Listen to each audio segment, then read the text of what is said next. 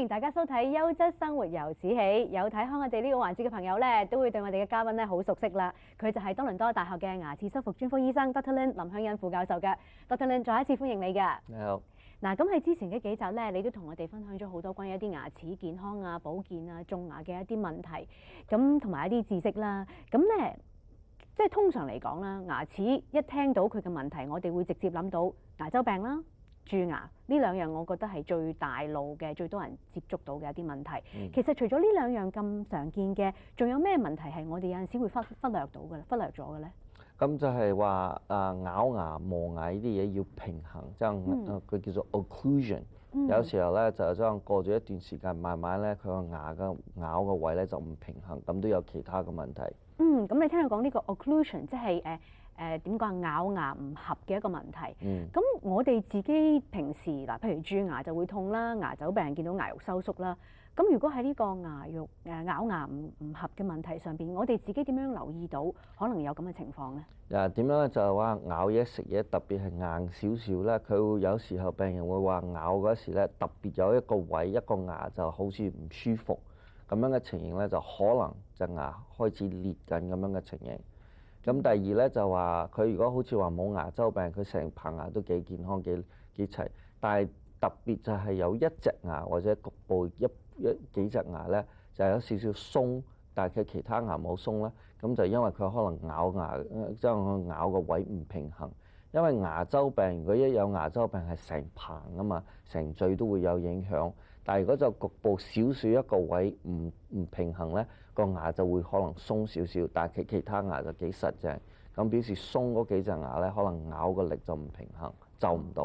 OK， 即係都係你自己感覺可能食嘢唔舒服，或者係局部地區有啲牙咧係有少少鬆嘅，你覺得？咁譬如你哋醫生嘅角度嚟講咧，你會點樣去決定其實呢一個病人係有呢個咬合唔好嘅問題咧？第一我哋要好好幫佢檢查啦。第一就要睇佢嗰個琺瑯質有冇自然仲係保留喺嗰度。因為我哋每日去咬嘢、食嘢啊、食三餐啊，或者同人傾偈啊，我哋牙同牙嘅機會摩擦到咧，就其實唔係好多㗎，亦唔正常。如果我哋睇到佢琺瑯質磨平，咁呢個就要懷疑係咪瞓覺嗰時候咬牙磨牙。咁第二咧就話要睇佢咬平衡，咁就係表示大牙喺後邊咧，最好咬嗰時咧後邊啲大牙咧係平衡一齊碰㗎，唔可以一隻高一隻低咁樣，就做好平衡啲。咁樣咬嗰時前面啲牙咧就唔可以就住太大力。正常嚟講咧，前面呢4隻門牙咧，如果你咬實嗰時咧，前面其實應該係俾佢啲位係鬆啲。咁如果唔係咁樣咧，就長期嚟講會有其他嘅問題㗎。咁我哋有咩辦法可以避免到我哋自己有呢個問題啊？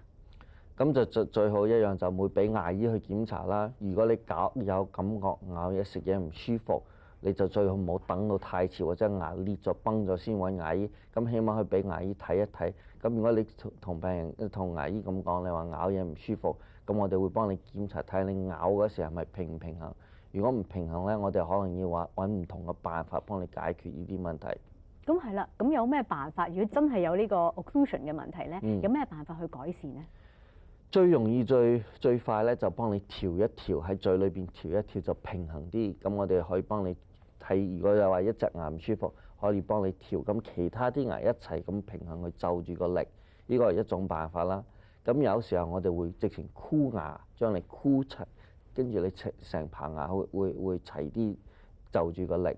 咁有時候咧，我哋要幫你磨牙，做個牙套，新嘅牙套，跟住調一調佢個位咁樣嘅情形。點樣為之？嗱，箍牙我明啦，成排牙箍。點樣樣？譬如你有一隻兩隻，你點樣樣調一調嗰隻牙去就翻啲位啊？直情要磨佢個琺瑯質，要調一調咁樣。即係可能將佢嗰個高矮咧拉翻平。譬如有隻牙高咗咧，你就磨翻平啲佢。咁如果真係長期有呢個咬牙不合嘅問題，會即係發展，即係除咗你話琺瑯質會少之外咧，或者有陣時會牙崩啊、牙裂之外咧，有冇其他啲問題可以伸展到㗎？如果長期嚟講繼續咁咬牙磨牙或者唔平衡咧，第一牙可能會裂會崩啦。咁第二其他啲牙會慢慢變短咗。咁有時候病人會話：哦，我20歲嗰時我笑嗰時好似好多牙，而家直情我上面嗰棚牙睇唔到，就表示佢已經磨平咗。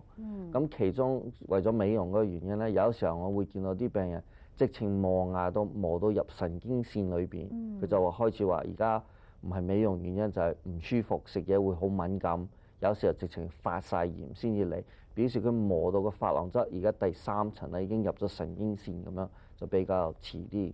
咁最後有時候咧令到嗰個牙骹咧叫做 TMJ temporomandibular joint 咧，有時候都唔舒服，咁肌肉都有時候唔舒服。哦，同我哋詳細講下呢個點樣為之個 joint TMJ 會有咩問題可以出現到？都唔關牙口腔事嘅咯，而家講緊喺耳仔上面嗰個 joint 喎。joint 其實係對牙係好大嘅關係嘅，因為我哋嘅 joint 係咁樣係一個 open and close 嘅 joint。咁而家咁樣嘅 joint 咧，如果有唔同嘅原因，有時候發育嗰時咧已經唔平衡，有啲問題，有時候會生唔同嘅 pathology 係病喺裏邊。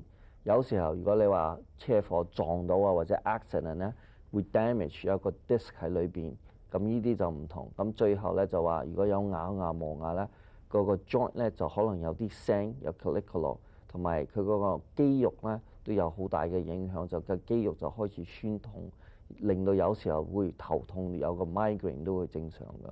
哦，咁如果我哋真係有呢個問題，我哋要點處理咧？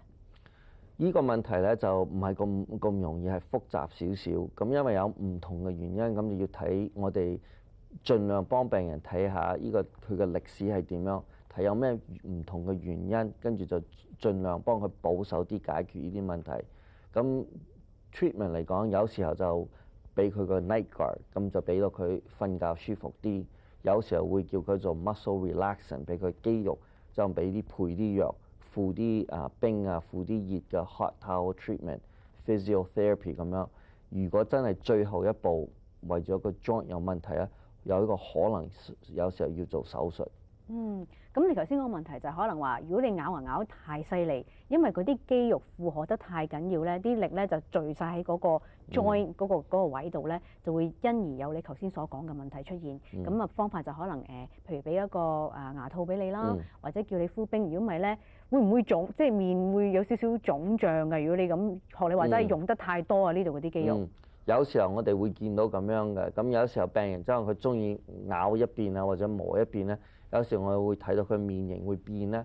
呢個面型腫唔係話係發炎或者咩，呢個腫係因為個肌肉咧就變成越用得太多啦，就會硬起嚟。咁佢個就變咗，就將佢好似面型慢慢都變咗，因為呢度嘅肌肉咧就係最有影響。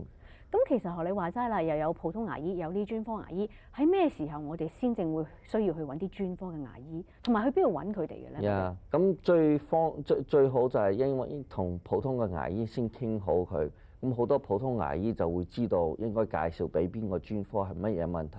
咁呢種 occlusal problem 咧，多數係我哋呢種 prosthodontist 師傅會幫你全嘴睇係咪仲係平衡。咁呢個就係最好嘅其中一個辦法。咁第二咧就病人可以自己去揾。